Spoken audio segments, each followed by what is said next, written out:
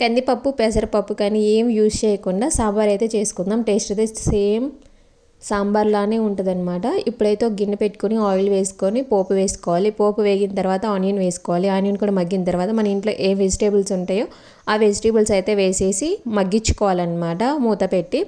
అవి కొంచెం మగ్గిన తర్వాత ఉప్పు కారం పసుపు ఇవన్నీ వేసి మంచిగా మగ్గించుకోవాలి. అవి కూడా బాగా మగ్గిన తర్వాత చింతపండు వాటర్ అయితే పోసుకోవాలన్నమాట. ఆ వాటర్ కూడా మరిగిన తర్వాత నేను బియ్యం పిండి వేస్తున్నాను. ఇదే మెయిన్ ఇంగ్రీడియంట్ అనమాట. పప్పు లేకుండా బియ్యం పిండి అయితే వేసుకోవచ్చు. టేస్ట్ సేమ్ మనం సాంబార్ ఎలా అయితే ఉంటాయో అలానే ఉంటాయి అనమాట. టేస్ట్ అయితే ఏం మారదు. మన ఇంట్లో గరం మసాలా అలాంటివన్నీ ఉంటే వేసుకోవచ్చు. ఇప్పుడైతే ఒక 2 స్పూన్లు బియ్యం పిండి తీసుకున్నాను. వాటర్ వేసేసి ఉండలు లేకుండా బాగా కలుపుకోవాలన్నమాట. అవి మనం చింతపండు వాటర్ వేసాం కదా, దాంట్లో బాగా కలుపుకోవాలి. చల్లారిన తర్వాత అయితే తిక్కుగా వస్తుంది. ఇలా వేడిగా ఉన్నా కానీ చాలా బాగుంటుంది.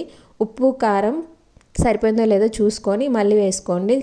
గ్యాస్ ఆపే టైంలో కొంచెం బెల్లం వేసి దింపుకోండి. టేస్ట్ అయితే చాలా బాగుంటుంది.